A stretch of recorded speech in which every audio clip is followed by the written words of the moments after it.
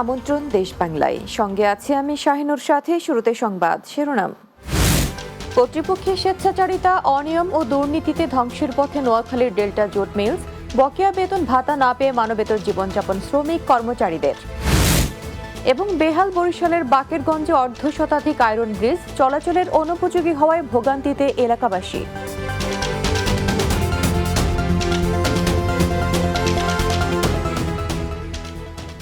শুনছিলেন শিরোনাম, এবার বিস্তারিত।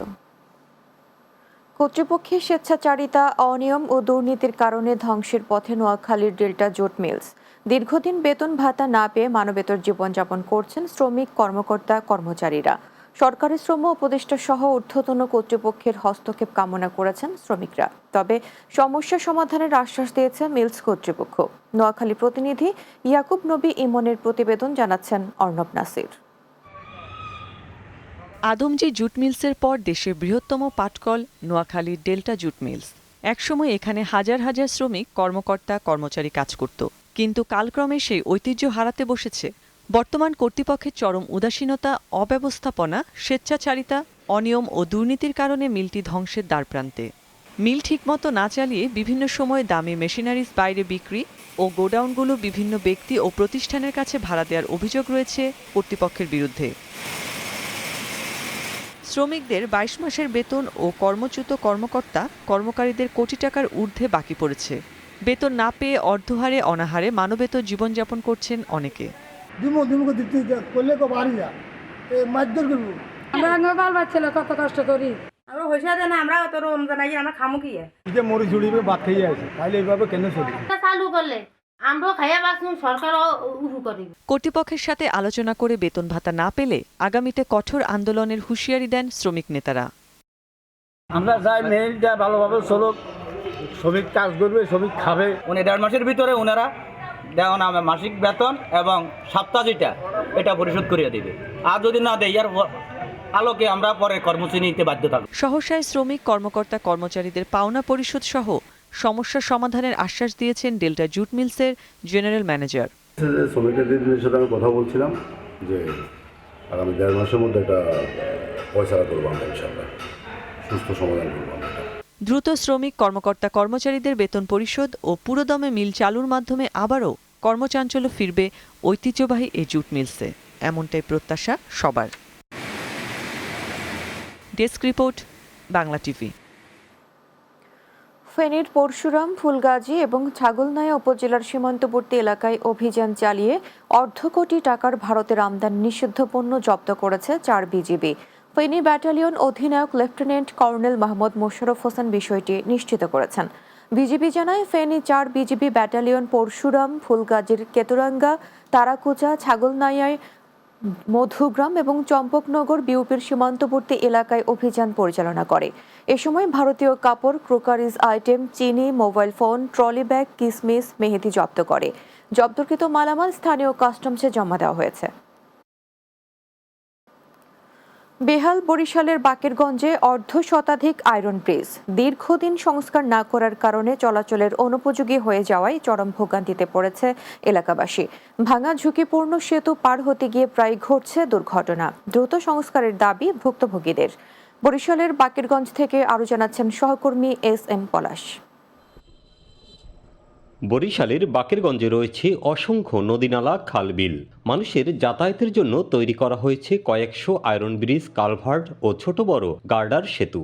বিভিন্ন সময়ে নির্মাণ হওয়া এসব সেতু সংস্কার না করার কারণে ভেঙে ঝুঁকিপূর্ণ হয়ে গেছে। পারাপারের বিকল্প পথ না থাকায় জীবনের ঝুঁকি নিয়ে প্রতিনিয়ত পার হতে হচ্ছে স্থানীয়দের। উপজেলার পাদ্রিশিবপুর ও ভরপাশা ইউনিয়নের এই সংযোগ সেতুটি বহু আগে নির্মাণ করা হলেও আর সংস্কার করা হয়নি। বর্তমানে পাটাতন ভেঙে বড় বড় ফাঁকা তৈরি হওয়ায় বিভিন্ন সময় স্কুলগামী শিশুদের খালে পড়ে যাওয়ার মতো ঘটনাও ঘটেছে। পোলাপানের পাওয়া পরে 2-3 অ্যাক্সিডেন্ট হয়েছে। সারেরা খালি আয় আর যায়, খালি মাপতে আছে, মনে করেন এই 3-4 ফিট আইছে, কয় খালি হইতে আছে কিন্তু হয়ই না। এটা মানুষ খুব কষ্ট করতে আছে। অপরদিকে নিয়ামতি, কলসকাঠি, গারুরিয়া সহ 14টি ইউনিয়নে একই চিত্র দেখা গেছে। ভাঙা সেতু পার হতে গিয়ে পঙ্গুত্ব বরণ করেছে অনেকে। ব্যান নিয়ে পড়িয়া বর্তমানে এখন 2টা ক্রাশ দিয়েছে, এইভাবে ঝাড়ু মতো দিয়ে দিয়ে হাঁটে এবং লোয়ার পাত ঢুকে নিয়ে আছে। যে অবস্থা হয়েছে এতে আমরা যে কোনো সময় মারাত্মক ধরনের অ্যাক্সিডেন্ট করতে পারি। এই জন্য এই ব্রিজটা তাড়াতাড়ি একটু নির্মাণ কাজ করার জন্য খুব অনুরোধ করা যাইতেছে। বিগত দিনে জনপ্রতিনিধিরা সেতু সংস্কার ও নির্মাণের প্রতিশ্রুতি দিলেও তা বাস্তবায়ন হয়নি কখনো। এ বিষয়ে উপজেলা নির্বাহী কর্মকর্তা আশ্বাসের বাণী শোনালেন। এডিপি একটা প্রকল্পের মাধ্যমে আমরা সবগুলো আয়রন ব্রিজকেই আপাতত মেরামত করে দিব, আর বাকিগুলো যেগুলো প্রয়োজন নতুন করে করা সেটার জন্য আমরা উপরে লিখব। সেতুটি যে কোনো মুহূর্তে ভেঙে নদীতে পড়ে গিয়ে ঘটতে পারে বড় ধরনের দুর্ঘটনা। তাই এলাকাবাসীর দাবি দ্রুত এই সেতুটি ভেঙে একটি নতুন সেতু এখানে স্থাপন করার। এস.এম. পলাশ, বাংলা টিভি, বাকেরগঞ্জ। নিজের বিরুদ্ধে অপপ্রচার হয়েছে এমন অভিযোগ তুলে বিএনপির নেতাকর্মী ও সমাজের সর্বস্তরের লোকজন নিয়ে শিল্পাঞ্চল আশুলিয়ায় মানববন্ধন করেছেন এক বিএনপি নেতা। আশুলিয়ার কুরগাঁও এলাকায় এ মানববন্ধন করেন পাথালিয়া ইউনিয়ন বিএনপির সাধারণ সম্পাদক আমিনুর রহমান। এতে স্থানীয় বিএনপি নেতাকর্মীদের পাশাপাশি সমাজের সর্বস্তরের অংশগ্রহণ করেন। পাথালিয়া ইউনিয়ন বিএনপির সাধারণ সম্পাদক আমিনুর রহমান বলেন, সম্প্রতি একটি প্রতারক চক্র ইন্টারনেট ব্যবসাকে কেন্দ্র করে মিথ্যা তথ্য ছড়িয়ে তাকে বিভ্রান্ত করার চেষ্টা করছে। দেশ বাংলায় নিচ্ছি বিরতি, ফিরে আসার পর অন্যান্য সংবাদের সাথে আরো যা থাকছে। রঙিন ফুলকপি চাষে সাড়া ফেলেছেন কসবার এক শৌখিন কৃষক। আগ্রহী হচ্ছেন অনেকেই। চাষিদের সার্বিক সহযোগিতা করছে কৃষি বিভাগ।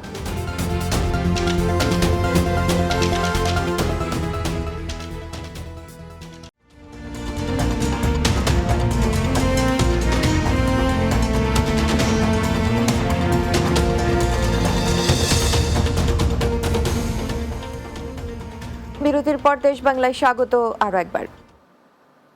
ব্রাহ্মণবাড়িয়ার কসবাই রঙিন ফুলকপি চাষে সাড়া ফেলেছে এক শৌখিন কৃষক। রঙিন ফুলকপির পাশাপাশি তার জমিতে রয়েছে লাল এবং সবুজ জাতের বাঁধাকপিও। তাকে দেখে অনেক কৃষকই আগ্রহী হচ্ছেন। এদিকে চাষিদের সব ধরনের সহযোগিতা করা হচ্ছে বলে জানায় উপজেলা কৃষি বিভাগ। ব্রাহ্মণবাড়িয়া কসবা প্রতিনিধি রুবেল আহমেদের প্রতিবেদন, জানাচ্ছেন অর্ণব নাসির।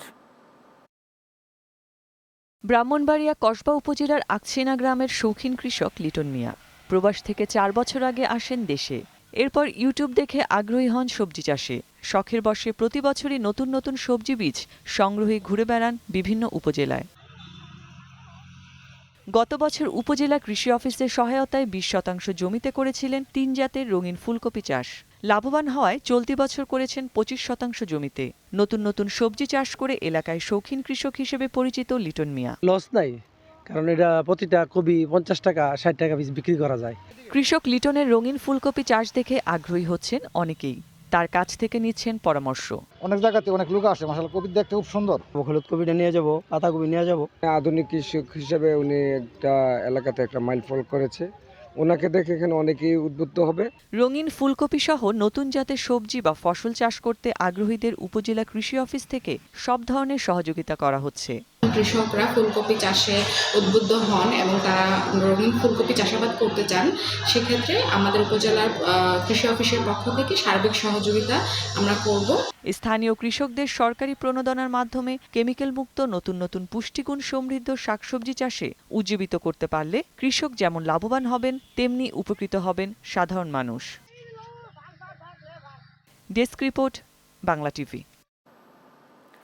রাজবাড়ীতে রমজান উপলক্ষে মোটরসাইকেল মেকানিক্স অ্যাসোসিয়েশনের আয়োজনে দোয়া ও ইফতার মাহফিল অনুষ্ঠিত হয়েছে।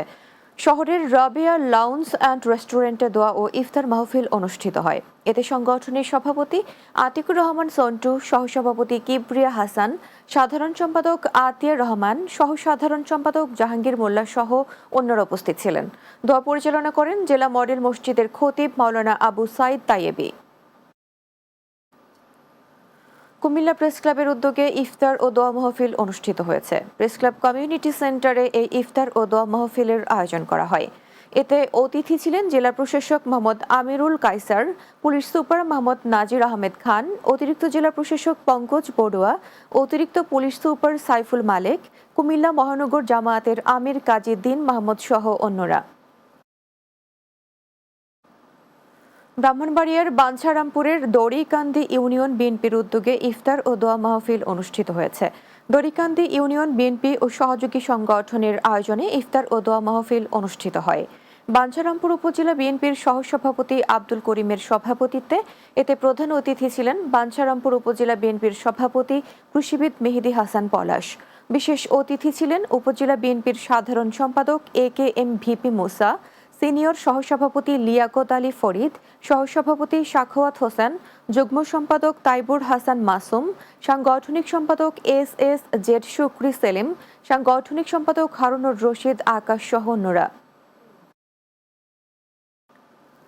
পাবনার চর ঘোষপুর মোল্লাপাড়ায় হযরত বিলাল রাহমাতুল্লাহ আলাইহি জামে মসজিদের উদ্বোধন করা হয়েছে। মসজিদের গেটে ফিতা কেটে দোয়া ও নামাজ আদায় করে এর উদ্বোধন করেন বাংলা টিভির জেলা প্রতিনিধি সাংবাদিক SM আলম। এ সময় উপস্থিত ছিলেন পাবনা প্রেস ক্লাবের সাবেক সভাপতি ABM ফজলুর রহমান, রফিকুল ইসলাম, পাবনা সাংবাদিক ফোরামের সাধারণ সম্পাদক খালেদ আহমেদ, নিউজ পাবনা অনলাইনের স্বত্বাধিকারী পল্লব মাহমুদ, মসজিদ কমিটির সভাপতি শামসুল আলম সহ অন্যরা। জামালপুরে রমজানে আলোর পথ ক্রিকেট টুর্নামেন্টের ফাইনাল খেলা অনুষ্ঠিত হয়েছে। শহরের বাগেরহাটা এলাকায় আলোর পথ সংগঠনের আয়োজনে এই ফাইনাল খেলা অনুষ্ঠিত হয়। এতে প্রধান অতিথি হিসেবে বক্তব্য রাখেন জিয়া সাইবার ফোর্স কেন্দ্রীয় নির্বাহী কমিটির সাংগঠনিক সম্পাদক M শুভ পাঠান, সদস্য রিপন হোসেন হৃদয়, সবুজ মিয়া সহ আরও অনেকে।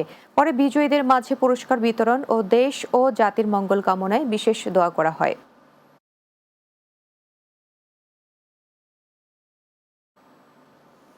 শেষ করব দেশ বাংলা, যাবার আগে শিরোনামগুলো আরো একবার। কর্তৃপক্ষের স্বেচ্ছাচারিতা, অনিয়ম ও দুর্নীতিতে ধ্বংসের পথে নোয়াখালীর ডেল্টা জুট মিলস, বকেয়া বেতন ভাতা না পেয়ে মানবেতর জীবনযাপন শ্রমিক কর্মচারীদের। বেহাল বরিশালের বাকেরগঞ্জে অর্ধশতাধিক আয়রন ব্রিজ চলাচলের অনুপযোগী হওয়ায় ভোগান্তিতে এলাকাবাসী। এবং রঙিন ফুলকপি চাষে সাড়া ফেলেছেন কসবার এক শৌখিন কৃষক, আগ্রহী হচ্ছেন অনেকেই, চাষিদের সার্বিক সহযোগিতা করছে কৃষি বিভাগ।